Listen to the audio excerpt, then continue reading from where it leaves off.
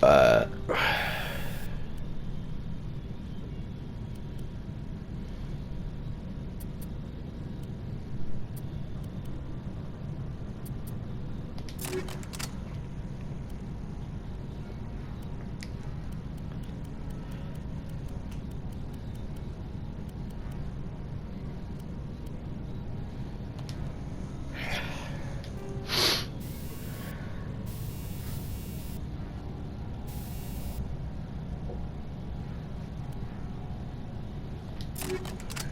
uh,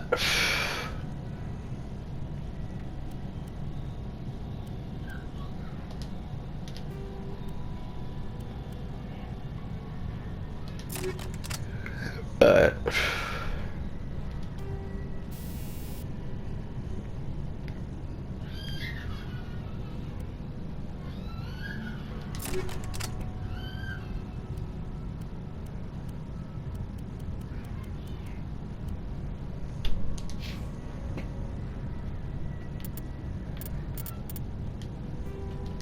The Asari were the first species to discover the Citadel.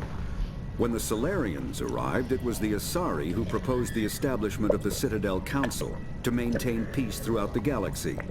Since then, the Asari have served as the mediators and centrists of the Council. An all-female race, the Asari reproduce through a form of parthenogenesis. They can attune their nervous system to that of another individual of any gender and of any species to reproduce. This capability has led to the unseemly and inaccurate rumors about Asari promiscuity. Asari can live for over 1,000 years, passing through 3 stages of life. In the maiden stage, they wander restlessly, seeking new knowledge and experience. When the matron stage begins, they meld with interesting partners to produce their offspring. This ends when they reach the matriarch stage, where they assume the roles of leaders and counselors. The second species to join the Citadel, the Solarians, are warm-blooded amphibians with a hyperactive metabolism. Solarians think fast, talk fast, and move fast. To Solarians, other species seem sluggish and dull-witted.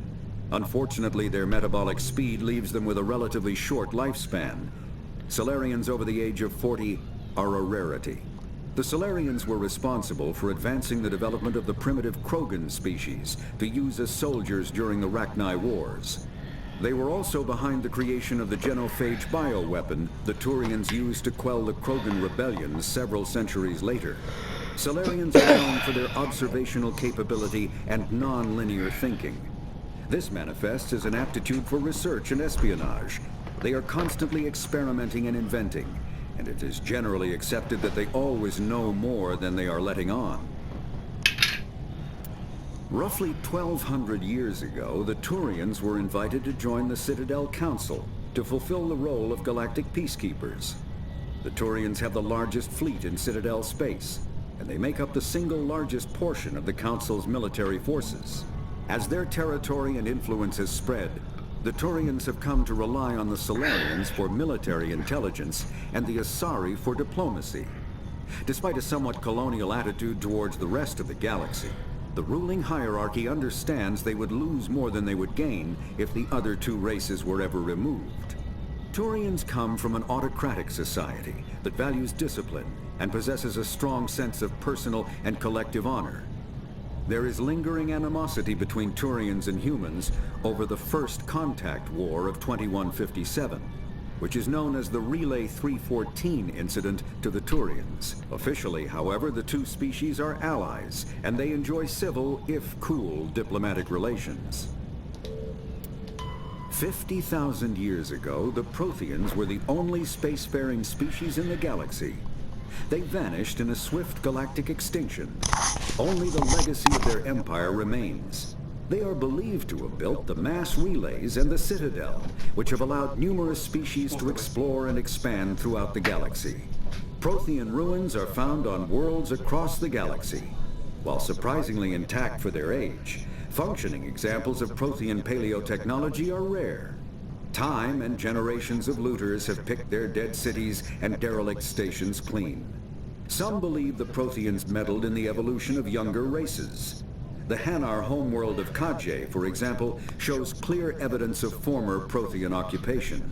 The presence of a former Prothean observation post on Mars has caused a rebirth of interventionary evolutionists among humans. These individuals believe the god myths of ancient civilizations are misremembered encounters with aliens. In the early 2160s, the Alliance began aggressive colonization of worlds in the Skyllian Verge, much to the dismay of the Batarians, who had been developing the region for several decades. In 2171,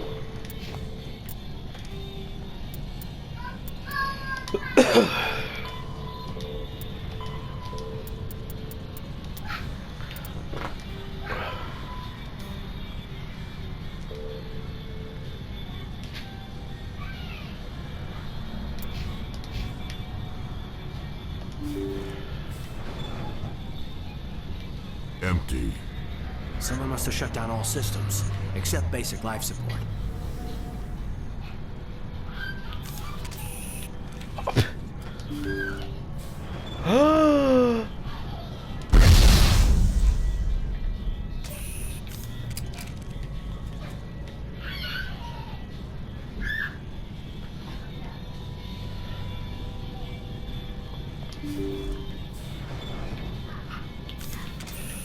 Hear that?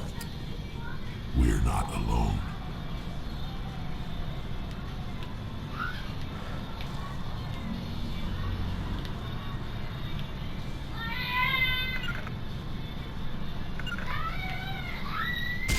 Somebody set that trap. This whole place could be wired. Rally round.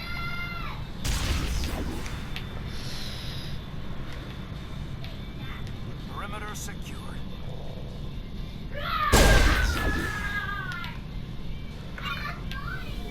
I can't make it.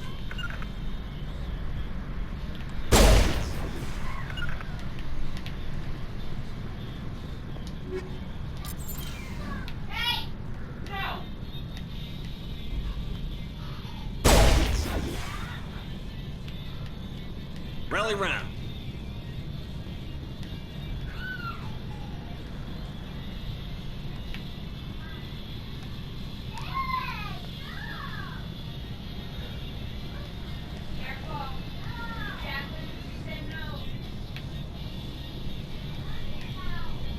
Finally, some action.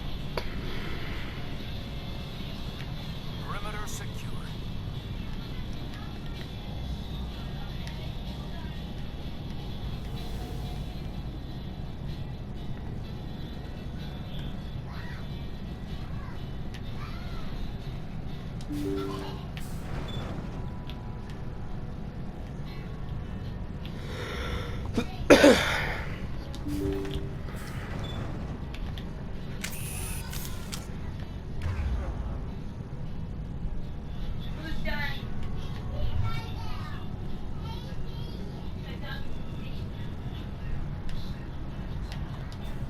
That machine's keeping him alive.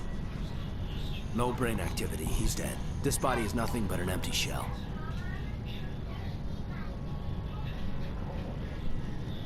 Leave him alone until we know more about what's going on here. Aye, aye, Commander.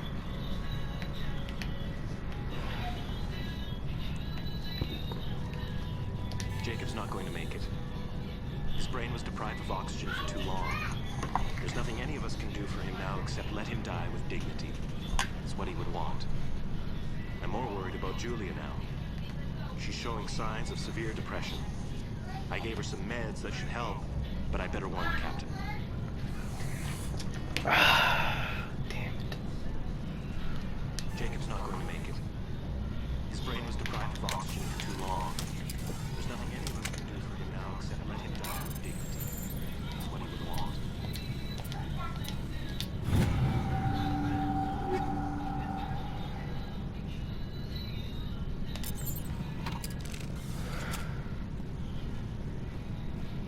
worried about Julia.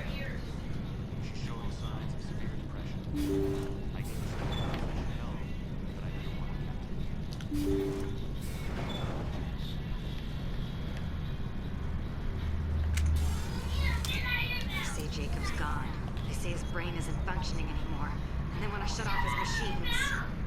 Jacob's the only thing in the world that matters to me. I don't know how to help him, but it's tearing me up inside. I just feel so helpless, so damn angry. Dr. Smith gave me some meds to calm down, but I didn't take them. I can't. Not until I figure out a way to help Jacob. I won't give up on him. I won't.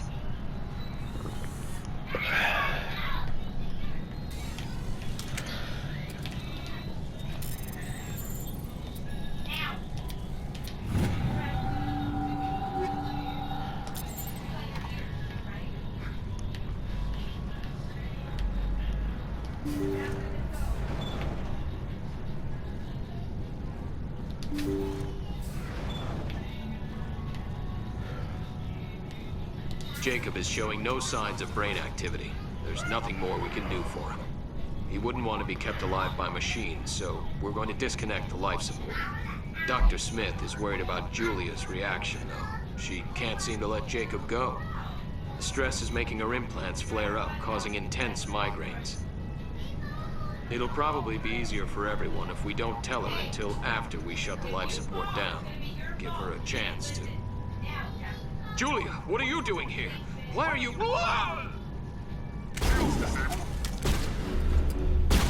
Charging up.